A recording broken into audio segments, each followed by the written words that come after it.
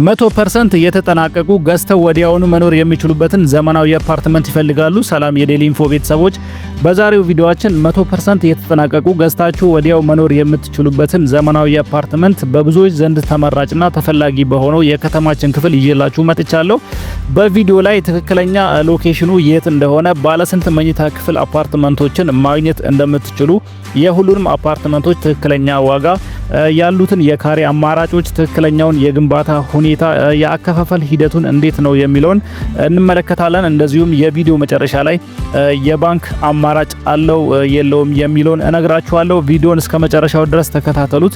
ቪዲዮን ላይክ፣ ሼር በማድረግ ጀምሩ። ለቻናሉ አዲስ ከሆናችሁና እንደዚህ ጠቃሚና አስተማሪ መረጃ እንዲደርሳችሁ ቻናሉን ሰብስክራይብ በማድረግ ቤተሰብ ሁኑ። ወደ ቪዲዮ ከመሄዳችን በፊት አፓርትመንቱ ምን አይነት ተጨማሪ ነገሮችን ይዟል የሚለውን አንዳንድ መረጃዎችን ልስጣችሁ።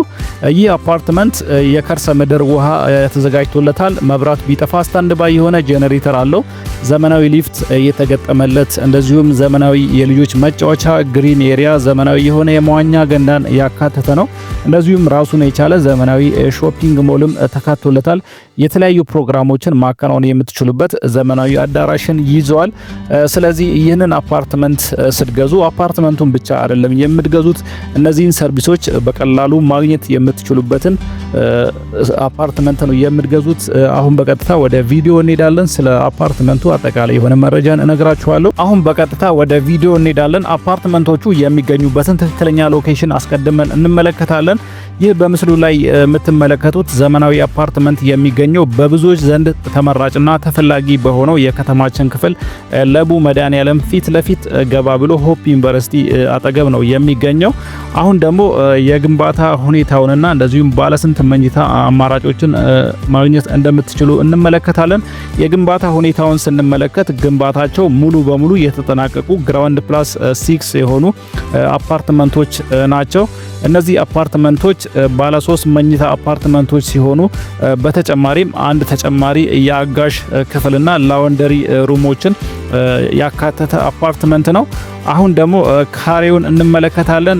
እነዚህ አፓርትመንቶች በሁለት አይነት የካሬ አማራጮች ማግኘት ትችላላችሁ ወይም ማግኘት ይቻላል። 148 እና እንደዚሁም 156 ካሬ አማራጮችን ማግኘት ትችላላችሁ። አሁን ደግሞ የአከፋፈል ሂደቱን እንመለከታለን። በሶስት አይነት የአከፋፈል አይነት ቤቱን መረከብ ትችላላችሁ። አንደኛ 100% ከፍላችሁ ቤቱን ወዲያው መረከብ ትችላላችሁ። ሁለተኛውን አማራጭ ስንመለከት 20% ቅድመ ክፍያ ከፍላችሁ ቀሪውን ክፍያ በአንድ አመት ጊዜ ውስጥ ከፍላችሁ ቤቱን መረከብ ትችላላችሁ። ሶስተኛውን አማራጭ ስንመለከት ቅድመ ክፍያውን ከከፈላችሁ በኋላ ቀሪውን የባንክ መተማመኛ ሰነድ በማምጣት ቤቱን መረከብ ትችላላችሁ። ቤቱን በእነዚህ 3 አማራጮች መረከብ ትችላላችሁ ማለት ነው። አሁን ደግሞ ትክክለኛ ዋጋውን እነግራችኋለሁ።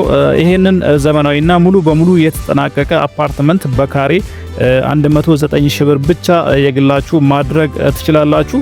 ሌሎች ተጨማሪ መረጃዎችን ማግኘት ከፈለጋችሁ ስክሪኑ ላይ በምታዩት ስልክ ቁጥር ደውላችሁ አስፈላጊውን መረጃ ማግኘት ትችላላችሁ። ለዛሬ ይዤላችሁ የመጣሁት የሪል ስቴት መረጃ ይህንን ይመስል ነበር። በቀጣይ በሌላ ጠቃሚና አስተማሪ መረጃ እመለሳለሁ። እስከዛው ድረስ መልካም ጊዜ ይሁንላችሁ።